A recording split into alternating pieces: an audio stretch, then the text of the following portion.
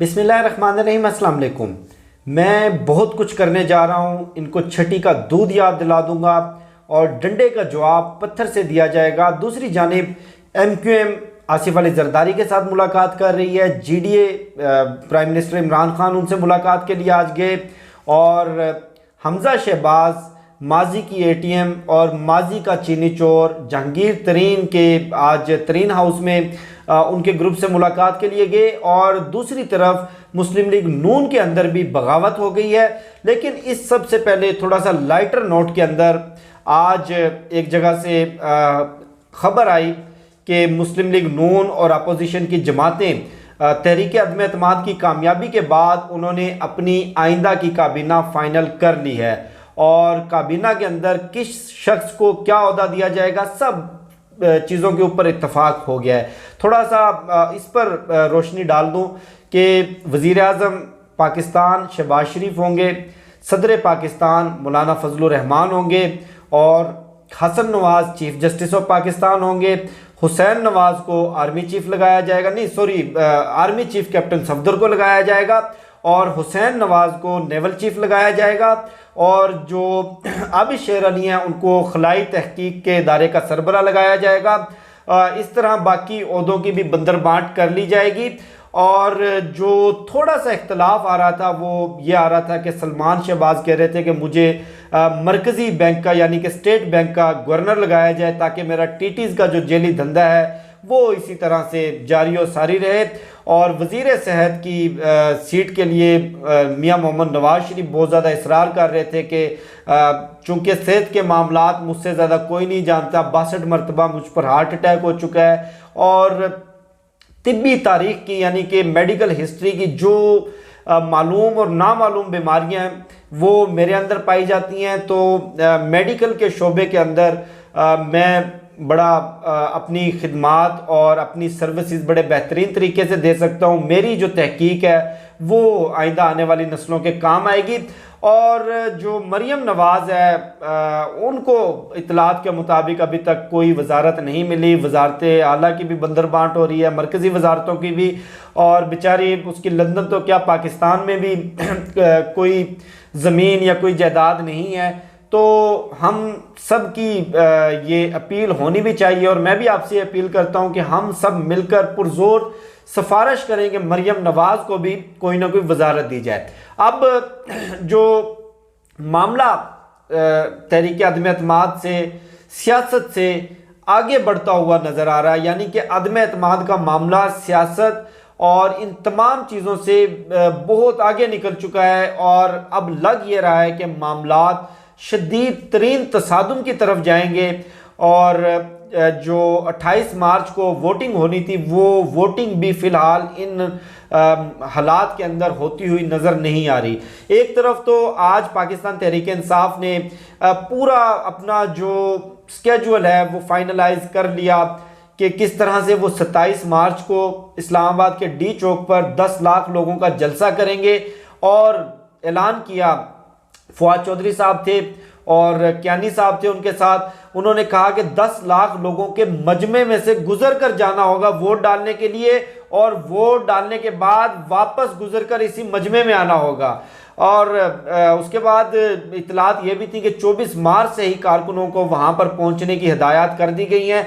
अब से कुछ देर पहले मौलाना फजलुर रहमान की बड़ी धुआंधार किस्म की प्रेस कॉन्फ्रेंस, आंखों के डेले बाहर आ रहे थे, हवास बाख्ता कांपे टांग रही थी और ज़बान में लकनत थी।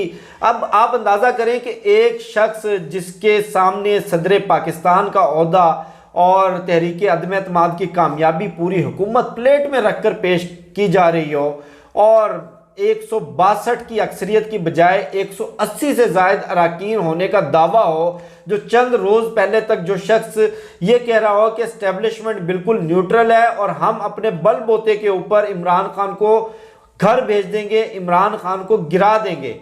अब क्या कहा जा रहा है कि तमाम कारकुन 23 मार्च को इस्लामाबाद पहुंचे हैं। इस्लामाबाद लॉन्ग मार्च का ऐलान कर दिया गया। इस पूरे मामले के अंदर, इस पूरे बंदर किले में मौलाना फजलुर रहमान लॉन्ग मार्च को भूल चुके थे, पूरी कौम लॉन्ग मार्च को भूल चुकी थी। लॉन्ग मार्च नहीं बल्कि मिलियन मार्च, इंसानों का समंदर, इंसानों का जमे गफीर, वो जमे गफीर कहीं नजर नहीं आ रहा था। और बड़े बड़े दावे किए जा रहे थे, बंदर बांट की जा रही थी कि काफ लीग को पंजाब की वजारत आला दे दी जाए और MQM को सिंध की गवर्नरशिप दे दी जाए, मरकजी वजारत इसको दे दी जाए, सदर पाकिस्तान का ओहदा उसको, स्पीकर का ओहदा किसी और को। और अब कहा जा रहा है कि मामलात अनारकी की तरफ जाएंगे, मामलात डंडे का जवाब पत्थर से दिया जाएगा और हो सकता है कि इस्लामाबाद के अंदर मजीद क्याम करना पड़ जाए, मजीद रुकना पड़ जाए। अब आप अंदाज़ा लगाएं कि 22, 23, 24, 15 साल के बाद पूरे आलम इस्लाम की जो वज़ीर ख़ारजा हैं उनकी एक बहुत बड़ी कॉन्फ्रेंस इस्लामाबाद में होने जा रही है कि बहुत बड़ा इवेंट है, बहुत बड़ी सफारती कामयाबी है पाकिस्तान की। पाकिस्तान मेज़बान है और इस्लामाबाद के डी चौक में डिप्लोमेटिक एनक्लेव के पास ये सारा जो सियासी ड्रामा और ये सारी चीज़ें। अब आप अंदाज़ा लगाएं कि मौलाना फजलुर रहमान का मुतमा नज़र, उनका मकसद इमरान खान की हुकूमत गिराना नहीं था, उनका मकसद पाकिस्तान के खिलाफ साजिश करना था और वो बज़ाहिर अपने मकसद में कामयाब नजर आ रहे हैं। अब एक शख्स को अपनी कामयाबी इतनी यकीनी नजर आ रही हो कि चंद दिनों की बात है, 2 हफ्तों की बात है, 2 हफ्तों के बाद हसन नवाज आर्मी चीफ होंगे या captain Safdar chief justice of Pakistan भी अपना होगा, तमाम तर ओहदे अपने होंगे, डीजल के परमिट होंगे, चर्बी के ड्रम होंगे और मदरसों की कतारें होंगी, ज़मीनों पर कब्जे होंगे और शोहदा की ज़मीनों की बंदर बांट होगी और सरकारी हज के जो मामलात हैं वो फिर से दोबारा रवां दवा होंगे। और उसके बाद अचानक से कांपे टांगना, अचानक से ज़ुबान में लकनत। अब ये सारी चीज़ें जो आपके सामने हैं ही, वज़ीर आज़म इमरान खान बार बार बात कर रहे हैं कि तहरीक अदम एतमाद के पीछे गैर मुल्की ताकतें हैं, गैर मुल्की साजिश है। अब मैं ज़रा इसकी भी वजाहत कर दूँ, बहुत सारे संजीदा लोग पूछ रहे हैं कि कौन सी गैर मुल्की साजिश है, कौन सी गैर मुल्की ताकतें वज़ीर आज़म इमरान खान को हटाना चाहती हैं। अब आप देखें कि जब भी इनकी चोरी के पैसे का हिसाब मांगा जाता है तो ये जवाब में कहते हैं कि हसन नवाज तो पाकिस्तान का शहरी नहीं है, हुसैन नवाज तो पाकिस्तान का शहरी नहीं है, सलमान शहबाज के पास तो पाकिस्तानी पासपोर्ट ही नहीं है, ये तो बरतानवी शहरी हैं। और नवाज शरीफ जो 3 दफ़ा का वज़ीर आज़म रह चुका है उसने अज़ाइलम लिया हुआ है लंदन के अंदर। तो अब आप इससे अंदाज़ा लगाएं कि क्या ये गैर मुल्की शहरी नहीं है, क्या ये पाकिस्तान के खिलाफ साजिशें नहीं कर रहे, क्या ये इमरान खान की हुकूमत हटाने के लिए तमाम तर गैर जमहूरी और गैर अखलाकियत कंडे इस्तेमाल नहीं कर रहे। अब मामलात यहाँ तक पहुँच गए हैं कि इनकी अपनी पार्टी के अंदर फूट शुरू हो गई है। मैं गुज़श्ता 3 दिनों से बार बार चीख चीख कर आपको बता रहा हूँ कि पंजाब की वजारत आला किसी सूरत नून लीग अपने घर से नहीं जाने देगी। और आज वही हुआ। काशिफ अब्बासी साहब के शो में मोहसिन शाहनवाज रांझा साहब से सवाल किया गया कि पंजाब के अगले वजीर आला के लिए हमजा शहबाज का नाम लिया जा रहा है, तो उन्होंने मिसाल दी कि मरासी के पुत्र ने अपनी माँ से पूछा कि अगर पिंड का चौधरी मर जाए तो क्या मैं चौधरी बन सकता हूँ? तो उसने कहा नहीं पुत्र। उसने कहा अगर चौधरी का बेटा मर जाए? फिर उसने कहा नहीं पुत्र। उसने फिर इस तरह बढ़ते बढ़ते मिसालें दी। तो आखिर के अंदर मरासी की माँ ने चिढ़कर कहा कि पुत्र सारा पिंड में मर जाए तो तू चौधरी नहीं बन सकता। ये मोहसिन शाहनवाज रांझा के अल्फाज थे जो कि मरकजी लीडर हैं, जो मरकजी सतह के इनके पार्लियामेंटेरियन हैं। उनका हमजा शहबाज के बारे में ये बयान था। अब आप इससे अंदाज़ा लगाएं कि क्या ये काफली को वजारत आला दे देंगे, क्या ये किसी और को वजारत उज़्मा का मनसब दे देंगे, सदर पाकिस्तान का मनसब दे देंगे। तो बताने का मकसद सिर्फ ये है कि इनका जो असल मिशन है, इनका असल मिशन पाकिस्तान को डिस्टेबलाइज करना है। इनका असल मिशन OIC वज़ीर ख़ारजा का एक जो इतना बड़ा इवेंट होने जा रहा है उसको सबोताज करना है।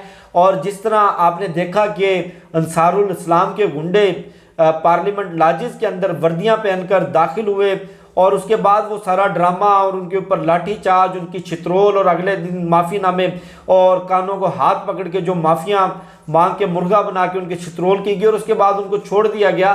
तो अब लगता यही है कि मौलाना फजलुर रहमान की छित्रोल का वक्त आ गया है और आसिफ अली जरदारी ने उनको एक ऐसी जगह लाकर पटका, क्योंकि इससे पहले तो उनकी किस्मत बड़ी अच्छी थी, लूडो की गेम की तरह कहीं ना कहीं उनको कोई ना कोई सीढ़ी मिल जाती थी। लेकिन जब से इमरान खान की हुकूमत आई है 99 पर जाकर बेचारे मौलाना फजलुर रहमान को इतना बड़ा इच्छाधारी नाक काट जाता है और वो दोबारा सिफर पर आ गिरते हैं। तो अब लगता है कि मौलाना भी फ्रस्ट्रेट हो गए हैं और अब लगता है कि हुकूमत के भी सब्र का पैमाना लबरेज हो चुका है। लेकिन बहरहाल मामलात तसादुम की तरफ जा रहे हैं, जिससे गुरेज होना चाहिए। या तो हुकूमत एक कदम आगे बढ़कर अपना जो 27 मार्च का जलसे का ऐलान है उसको वापस ले ले, या फिर सियासतदानों को या सीनियर पार्लियामेंटेरियंस को, जिन लोगों की थोड़ी सी इज्जत है, जिनकी क्रेडिबिलिटी है, उनको बीच में डालकर ये मामला सुलझाए जाएं।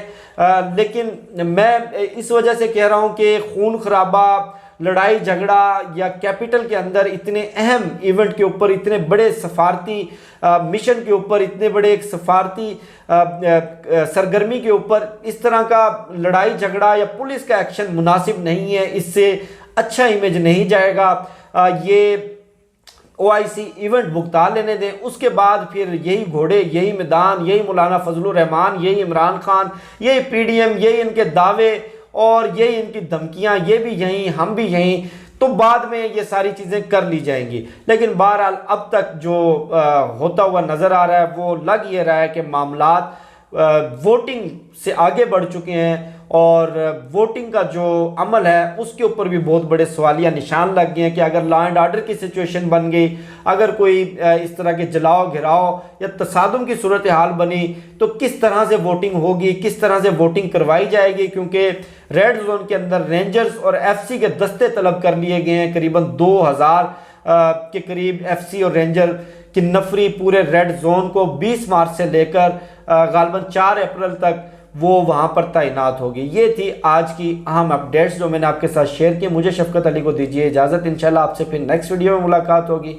पाकिस्तान जिंदाबाद।